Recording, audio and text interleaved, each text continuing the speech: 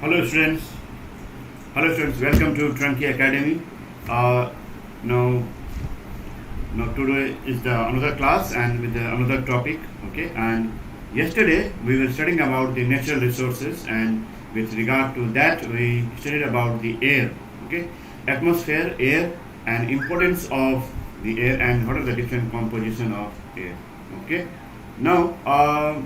Today we will study about the water, another important natural resource, and which is very important for sustenance of life on earth. Okay, and now when we say sustenance of life on earth, means all the living organisms are dependent on some type of abiotic factors. That means living organisms are interacting with each other. Okay, but at the same time they are also dependent on some non-living things. Okay, some natural resources such as water, soil, and air or oxygen that is present in the air, carbon dioxide gas that is present in the air. So all these different types of the natural resources are important for the survival and the sustenance of life on earth. Okay, so we studied yesterday about the air, atmosphere. Okay, and how the air becomes important for the living organisms. Okay, and for the sustenance of life. Okay, now so today we will study about the water. Okay, so today's topic is the water. So here today we will study about the water as important resource. Okay, and then we will study about the water pollution and then the water cycle.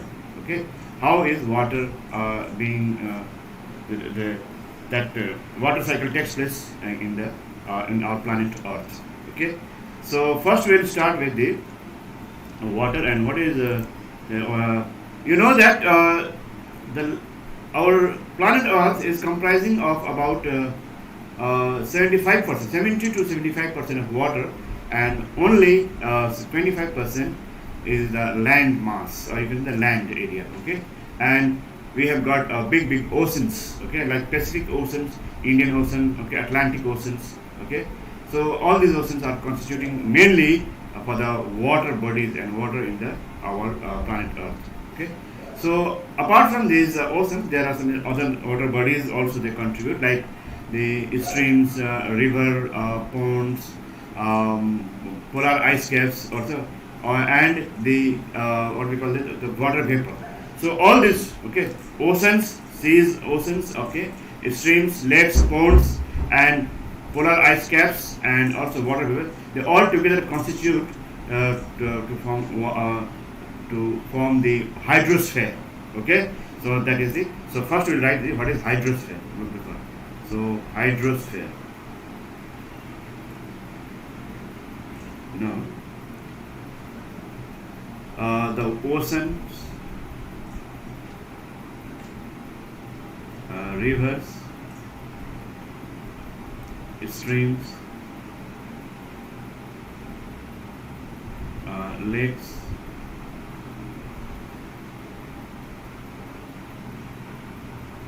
ponds,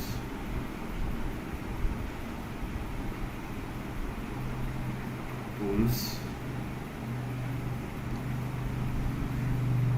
polar ice caps. Okay, that is also polar ice caps means that is also H2O. Okay, although it is in frozen form, but this is the form of water vapor in the atmosphere. Okay, water vapor.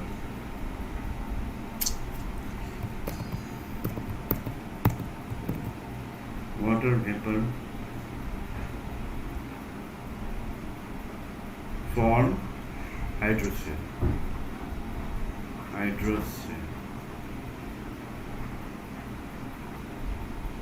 Okay, so 75% the extra surface is covered with hydrosphere. You can just, I told you, and middle part of found in the seas and oceans. So middle part that contribute, that becomes a part of the water in our planet Earth is the oceans and the seas. Okay, so and there is a difference. There are two kinds of water in our planet Earth. One is the fresh water. That means the not salty water, not marine water. Okay, marine water is the salty water, and there is another kind that is the fresh water. Fresh water is not salty, and fresh water means the waters of the rivers, streams, lakes, ponds, okay, waterfalls, etc. Whereas the marine water means the water that is present in the salty water, that is the water of oceans and the seas. Okay, so now the underground water is also a part of this important source of water. Okay, and they are also the actually in the water that is comes from the lakes, rivers, and pools, and that becomes the or the rainwater that seeps into the ground. Okay, that also becomes the part of the underground water. And underground water is very very important because that forms the water table, okay, under the earth, and that is the source of important water for the used to be used by the people. Okay, for different purposes, bathing, washing clothes, and drinking, etc. Okay. So first we like the importance of water. Why there is water is so important natural resource. Okay, so you have already studied in previous class also to some extent. Okay, why water is so important? Because water is, just try to understand. In the last class yesterday, I told you that when there is water and there is oxygen and there is no chlorophyll, there is no life on earth. Okay, there is water, there is oxygen, there is chlorophyll, but there is no sunlight. Okay, there is no sun, then there is no question of life on earth. Okay, there is sunlight, there is a presence of sunlight is coming. Okay, every day, and there is a what we call this photosynthesis pigment or photosynthetic pigment in plants, the green plants. Okay, and there is oxygen, but there is no water, there is no life. There is water, there is photosynthetic pigment, okay, and there is sunlight, okay, and there is no oxygen, there is no life. There is water, there is oxygen, there is photosynthetic pigment, sunlight, okay, but there is no carbon dioxide, there is no life. So if any of the important component is missing, then there is no life, because all are interrelated. Okay, so now today we'll see why this water is so important. Okay, importance of water. Okay, first of all cellular process takes place in water medium. That means all the reactions that going inside this our body, enzyme is being produced, hormone is being produced. Okay, so many other reactions, metabolic reactions going inside the each and every cell. Okay, so that is the water forms the medium. Okay, so all cellular process,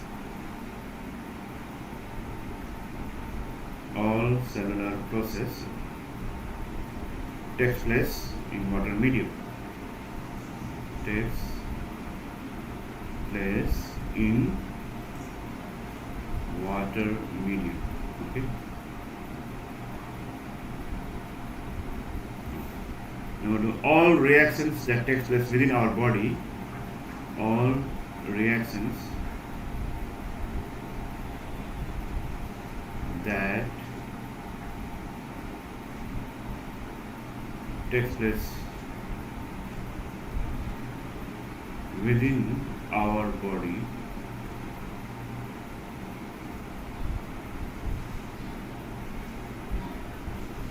and within the cells and within the cell occur between substances occur between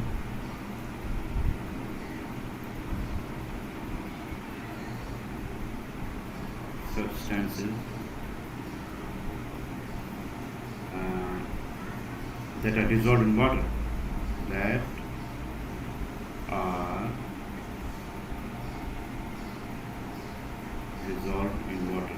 So water is acting as a medium, medium to where the substances are dissolved. Okay, dissolved in water. Okay, this is the second important point, and now third is the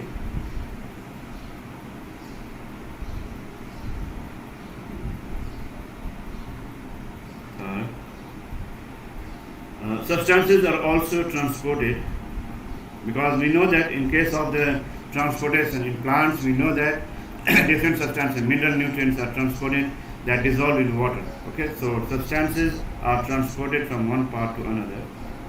Substances are transported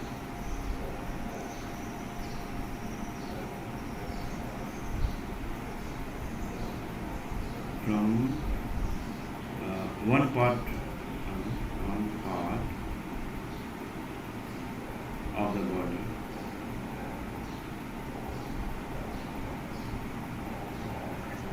body to other in dissolved form, other in dissolved form. Okay, so this is, so dissolved minerals from the soil is absorbed and then is transported. It is being dissolved in the water. So many substances are transported in dissolved form. Okay.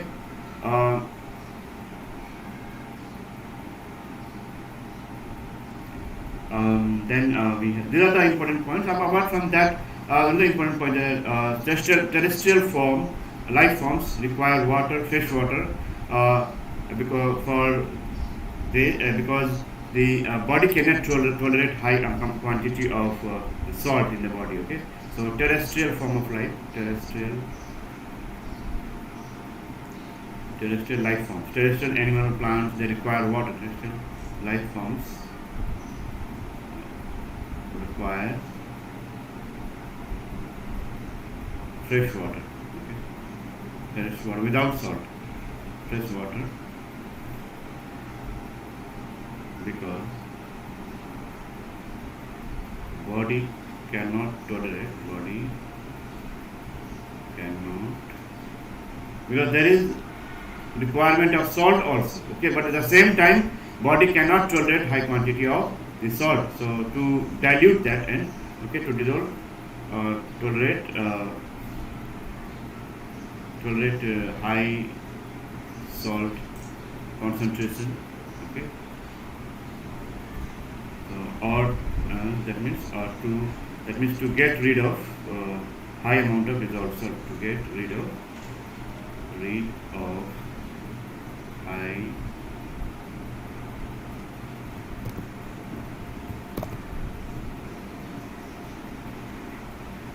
amount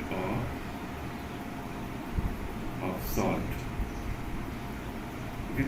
Now try to understand this. I told you that all the process that takes place in the cells, okay, that is based on water. Okay, all the reaction that takes place within our body or within our cells, okay, and between the substances that are dissolved in water, substances are transported, being dissolved in water, and the terrestrial form of life like animals and plants, they also different types of salts, okay, and salt ions are required in our body, but that is also that also requires the water, because if the concentration of the salt is high, that is not tolerable by the terrestrial forms of life. The animals and the plants that are growing and is living in the salty water and the marine water like seas and oceans, they are pretty well adapted for that salty water, okay, or that sea and ocean water, okay. But in case of the terrestrial forms, they require fresh water to dilute that or to get rid of high amount of salt. So these are the importance of water, and after this we will study about the water pollution, because nowadays this has become a very important a major concern for the scientists, that the water is being polluted in, and there are so many different, nowadays we observe that there are so many different sources of water pollution, industries, factories, okay, even the urban area, and there are different types of the chemical substances that are being used by the people nowadays, okay, and they're ultimately whatever the pollutants are going and entering into the water bodies, and that is very, very harmful for the aquatic organisms, okay, aquatic plants and animals. So we'll study about the sources of water pollution. What are different sources? Sources of water pollution.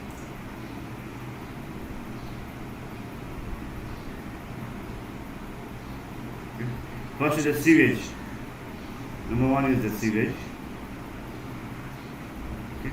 Sewage means we are talking about the organic wastes are contributed by domestic and commercial sewage and affluents of food processing plants, tanneries, houses, and animal excreta. Okay, so number one is the sewage, where we find that organic waste. Okay, different types of waste contributed by it may be domestic waste, it may be commercial waste from the industries and the factories. Okay, and the commercial sewage and affluents of food processing factories or tanneries. Okay, where the leather is being being processed, house and animal excreta. All these are being contributed to, and this form the number one is the sewage.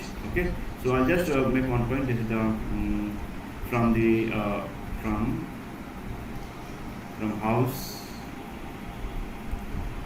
industries. Okay, then the tanneries, even the hospitals also. Okay, commercial sewage, commercial sewage. Okay. So here we talk about the commercial sewage.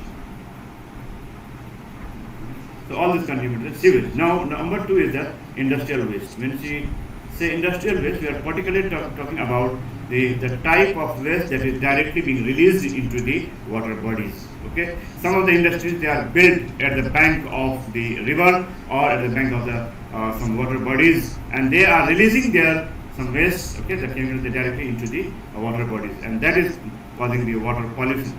So industrial waste. So here, the effluents of mills and industries. Effluents of mills and industries. Okay, released into, discharged into water bodies. Discharged into water bodies. Okay. Now try to understand from between the difference between the first point and the second point. When there is a kind of contamination of the different types of pollutants from the industries and the tanneries or the hospitals or the house, okay, indirectly that goes to the water bodies, that is sewage. Okay, but when we say the industrial waste means affluents of mills, industry, factories directly discharged into the water bodies, this is the industrial waste, so directly discharging into the water bodies. Okay, synthetic soaps and detergents is another one. Synthetic soaps and detergents.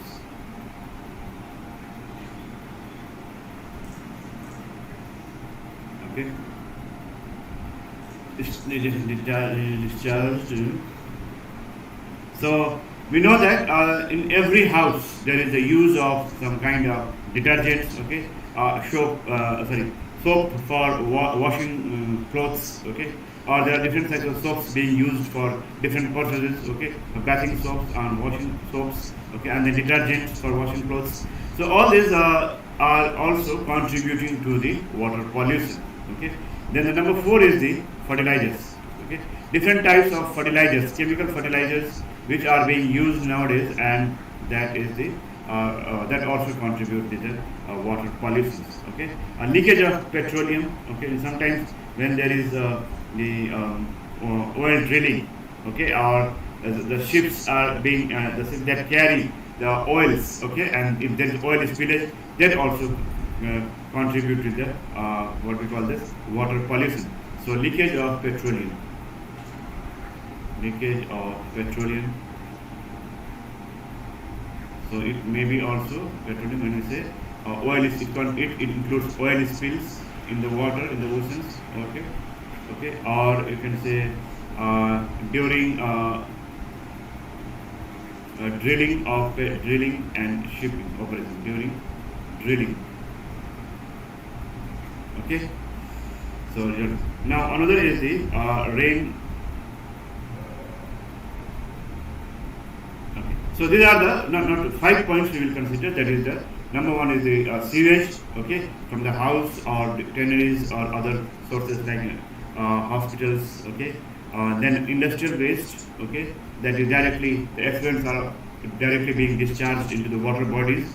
Then synthetic soaps and detergents. Chemical fertilizers, when you say fertilizers, mainly the chemical fertilizers. Okay, the chemical fertilizers used for the crop productions. Okay, chemical fertilizers used for the crop productions. So these are the sources of water pollution. Now we come to the another point, that is the harmful effects of water pollution.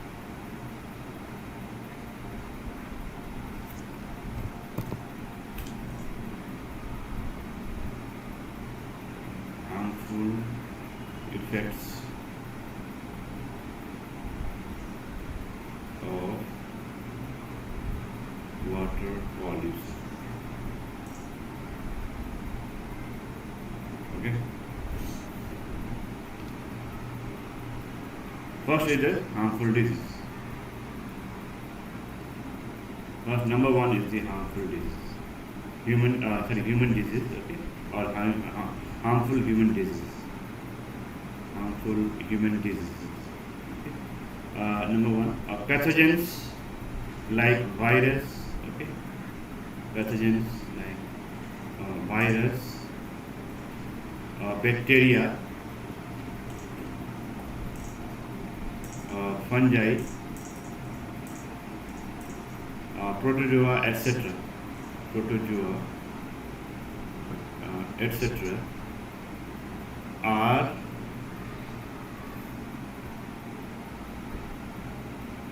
biological pollutants of water. Pollutants of naturally, they are biological pollutants of water means they are naturally they pollute the water. They are the pathogens like virus, bacteria. They are present and pollute the water. Pollutant of water, they of water.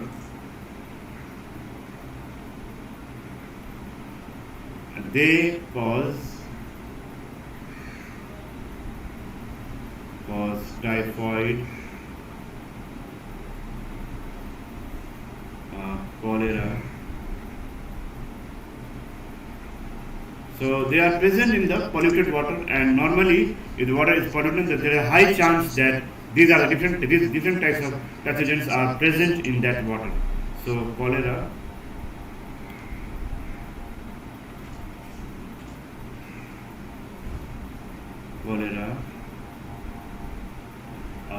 typhoid, cholera, dysentery, jaundice, hepatitis, etc. Okay, so that means the pathogens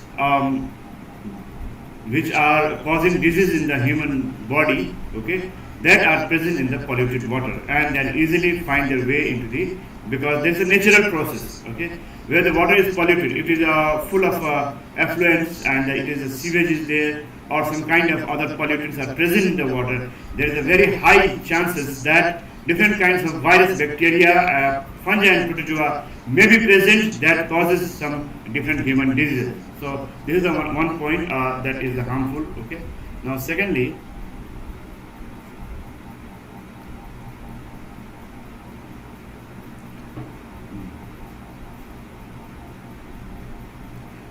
then this causes removal of desirable substances from water body. Removal of desirable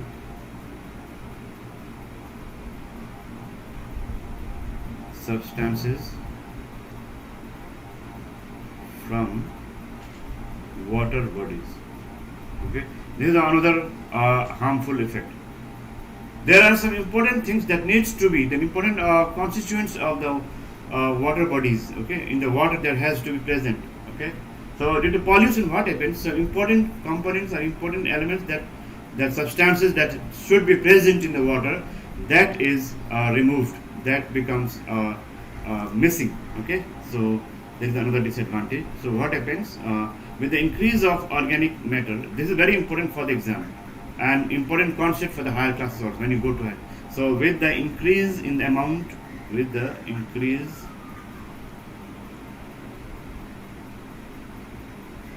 in the amount of, with the increase of the amount of organic waste,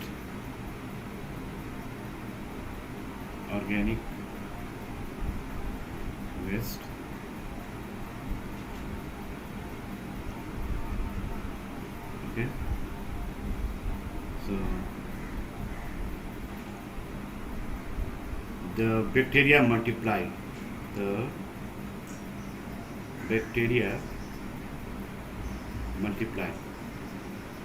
okay, because when increase in the organic waste in the water, the bacteria can easily multiply because they can grow in this organic waste. Okay, and use of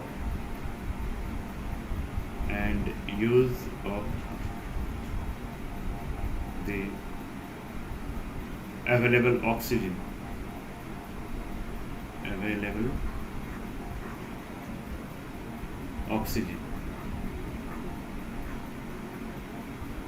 okay, lack of oxygen, then what happens? Lack of oxygen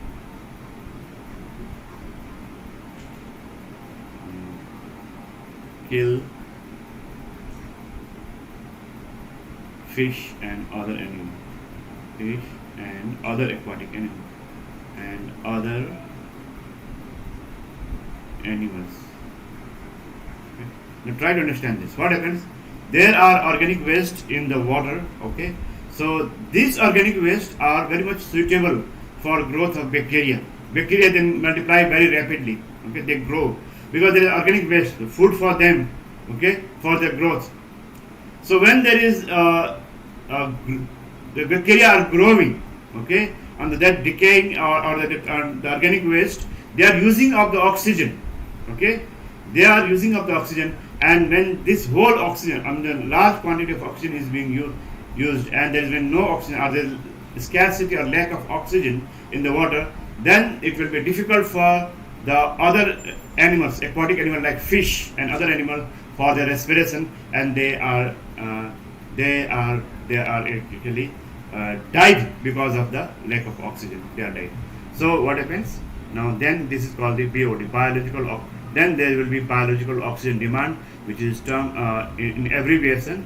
It's normally termed as BOD. Okay, so biological oxygen demand, which is the biological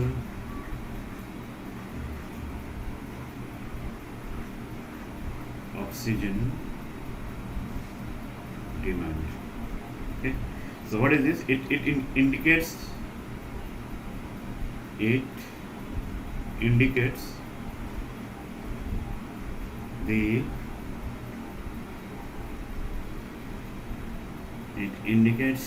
the quality of wastewater.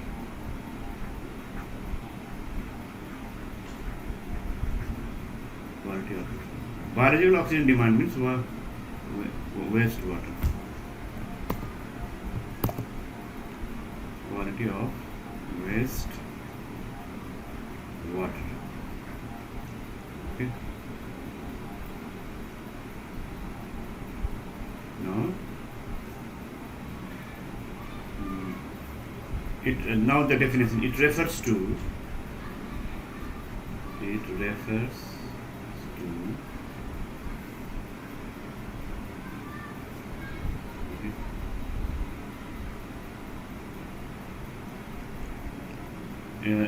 to the amount of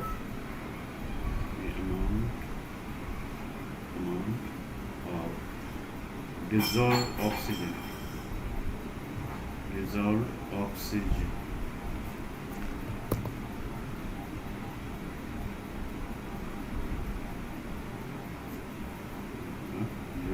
oxygen needed by bacteria.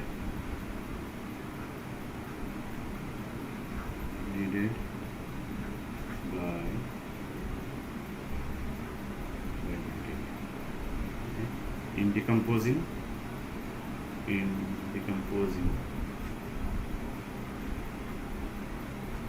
organic waste.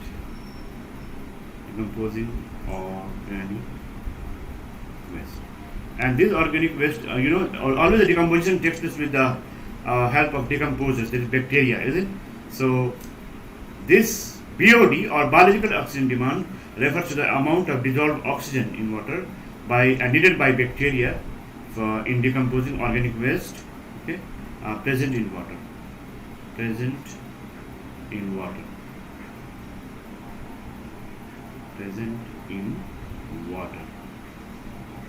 Okay. So this is the definition of BOD, biological oxygen demand. Okay, this is the important point because this is the this concept again you are going to study in higher classes in even more detail. Okay, so this is the important point, biological oxygen demand. It refers, it is actually the amount of dissolved oxygen. Okay, and there are some kind of experiment by which we can easily know the BOD. Okay, biological oxygen demand. Okay, so it refers to the amount of dissolved oxygen needed by the bacteria in decomposing organic waste. The waste that is being decomposed in the water with the help of the bacteria. Bacteria are decomposing and they are using up the oxygen. Okay, so how much is the dissolved oxygen required for the bacteria to decompose all the waste that is present in the water? That is the BOD, biological oxygen demand. Now, number 3 is the effects of thermal pollution. Effects of thermal pollution or change in temperature. Okay, thermal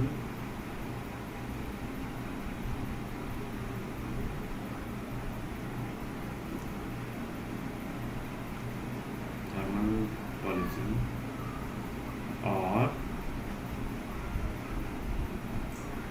change in temperature. This is also considered as the pollution because this is when the drastically the temperature is changing in our environment, in the natural mechanism. Okay, in the natural phenomenon in the earth, we observe that there is not any in any part of the world. Okay, there is no sudden change in the temperature. There is change in the temperature, but it's a slow process. It is slowly changing.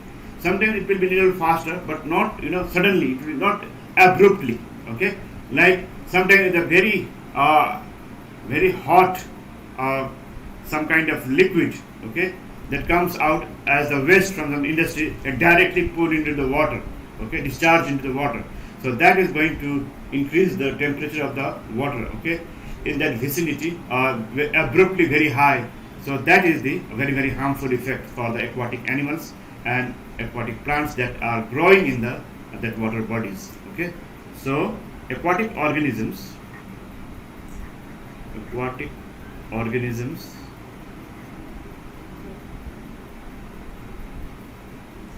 are used to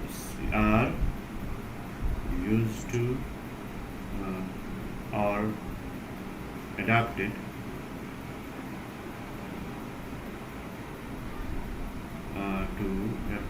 into certain range of temperature.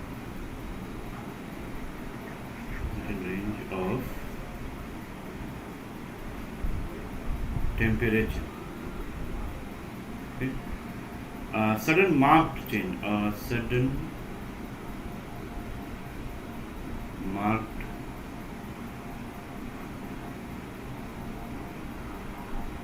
Change in the temperature.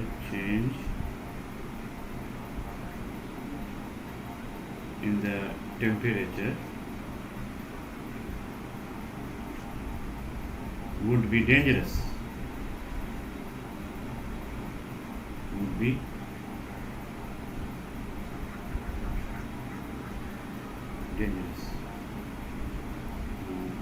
For them.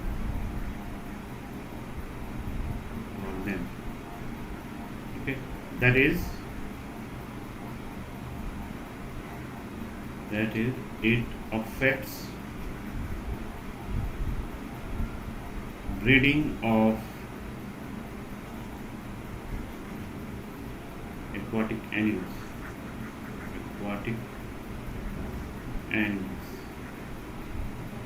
Okay, so this is how it is going to affect. It may be sometimes what happens, the temperature which is changing slowly in the water, then the animals are also they are adjusting, okay, themselves in the water bodies.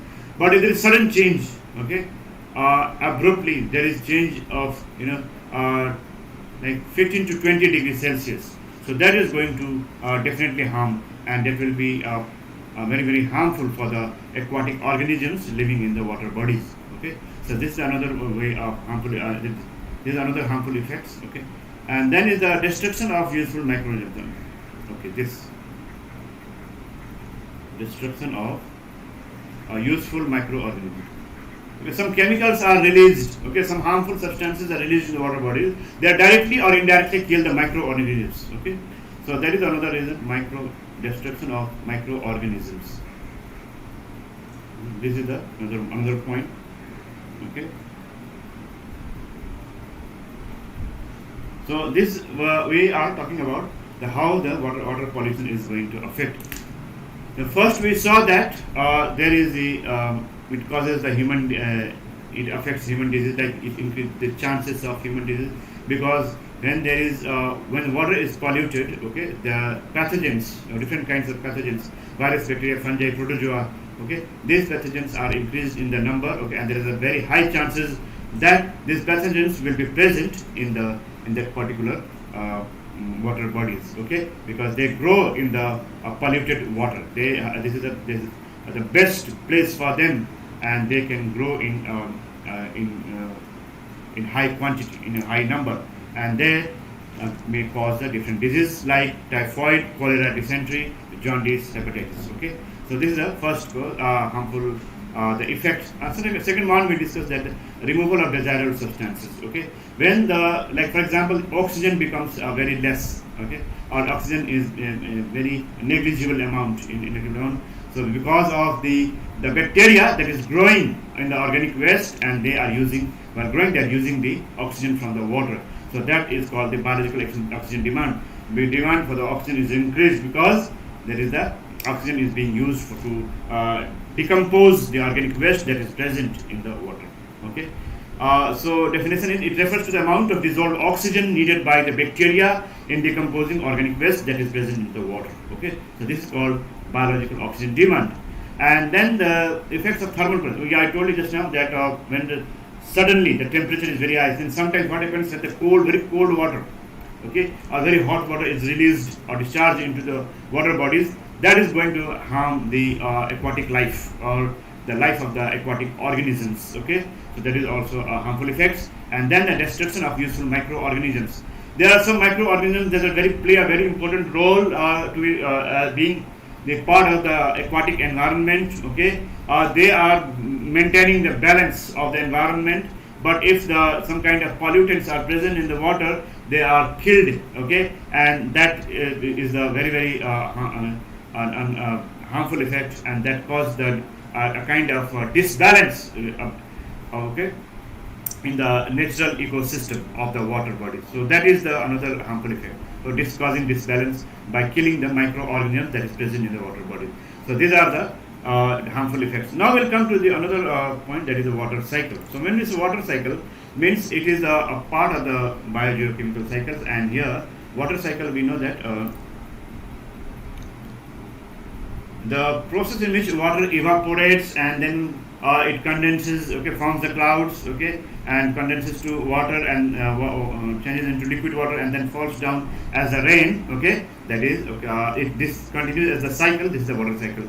So the process in which water evaporates, falls on the land as rain, and later flows back into the sea via river is called the water cycle. So this is the definition of water cycle. So we'll write that. Okay, water cycle. This is a very easy chapter, and there is not much difficult thing. So water cycle means one there are the oceans. For this is the ocean. So there are the mountains under there, and there on the mountains, okay, the rivers are flowing, and they are ultimately going to meet into the river. So if this is the river, okay, and there is the formation of cloud and all, the rain falls, okay, then they go to the river, and then ultimately goes to the oceans. Okay, so that means this cycle continues, and this is called the water cycle. Okay, so water evaporates from hydrosphere, ocean, seas, rivers, lakes, evaporates, okay, goes up, okay, with the sunset, okay, when the sun is shining, okay, and when due to the heat of that sun, okay, they are evaporating and going up and forming the cloud. Okay, so the rain may fall directly into the oceans, or sometimes because they falls on the streams, rivers, okay, and then they enter into the flows into the oceans. Okay, so by help of wind, clouds are blown away over the land, and when they are cooled enough to drop as water, then the rainfall starts. Okay, when it's very cold, and then it condenses into the water, liquid water. Rain may fall directly, I told you, on the oceans, or may not. Okay. Sometimes what happens, it is so cold, we become so cold, and they fall as a snow and a kind of there is the high altitude. Okay, the groundwater comes to the surface by springs and pumps. It is used in agriculture, industry, home, etc. I told you in the beginning only.